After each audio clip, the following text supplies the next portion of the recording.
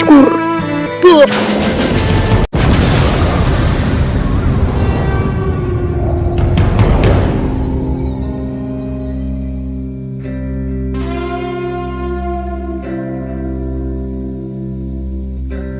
Setelah suara ledakan yang bikin jantung hampir copot itu menggema, akhirnya bala bantuan pun datang. Nampak dari kejauhan mobil pemadam kebakaran sudah berada di sana, beserta mobil ambulans, dan polisi pun sudah standby di lokasi kejadian. Wah, rame banget ya guys. Padahal tadinya penginapan itu sepi banget kayak kuburan. Sekarang jadi rame kayak ada konser dangdut. Tapi semua ini udah telat buat nyelametin Nona Elin. Yap, cewek kalem dan misterius itu harus meninggoy dengan cara yang bisa dibilang tragis pisan. Doi meninggal karena rasa penasarannya untuk membuka koper. Coba aja dia nggak kepo buka koper itu. Mungkin sekarang masih bisa santai ngopi sambil ngerencanain jebakan baru. Tapi nyatanya, boom! Badan coplok, bagian tubuhnya tercerai-berai. Aduh, ngeri tapi kasihan ya guys. Apakah ini akhir dari cerita Nona Elin? Atau justru awal dari dendam yang lebih besar? Kita nggak pernah tahu karena yang jelas, anak bos mafia kelas kakap itu pasti punya keluarga yang nggak bakal diam aja. Ayahnya, kakaknya. Waduh, jangan-jangan mereka bakal ngamuk dan mulai nyari siapa dalang dari kematian anaknya. Dan kalau mereka tahu koper bom itu ulahnya Bang Topan, wah bisa panas nih ceritanya guys. Nah, gimana menurut kalian? Apakah benar ini akhir dari kisah Elin? Atau malah kita bakal lihat keluarga mafianya muncul di episode selanjutnya buat balas dendam?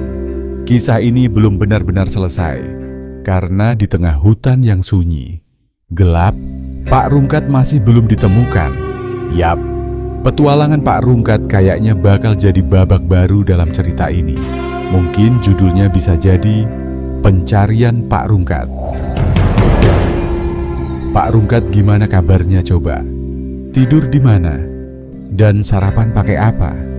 Yang jelas, episode selanjutnya bukan cuma lanjutan dari cerita yang kemarin, tapi juga awal petualangan baru. Dan kali ini Pak Rungkat bakal unjuk gigi. Bukan cuma jadi karakter tambahan yang sering nyasar, tapi kemungkinan bakal jadi tokoh utama di episode mendatang. Jadi, siap-siap aja guys. Petualangan baru bakal lebih seru, lebih menegangkan, dan pastinya makin bikin kalian penasaran dari serial animasi .design selanjutnya nanti. Sementara semua orang lagi sibuk ngurusin ledakan di villa, petualangan Pak Rungkat baru aja dimulai. Dan bukan petualangan biasa karena apa yang dia temui di hutan itu bikin merinding. Bayangin aja, baru masuk ke semak-semak, ketemu babi ngepet yang matanya merah nyala. Tapi itu belum seberapa, karena yang bikin ngeri banget adalah ternyata pulau itu masih dihuni oleh suku pedalaman. Dari penampilan dan aksen mereka, kemungkinan besar itu suku Dayak asli bro. Dan dari layar terlihat, mereka ketemu langsung sama Pak Rungkat. Gokil gak tuh? Waduh, apakah Pak Rungkat bakal disambut baik? Atau justru malah dianggap penyusup, lalu ditangkap? Jangan-jangan dia disuruh ikut tradisi misterius suku itu? Atau malah dikira calon menantu?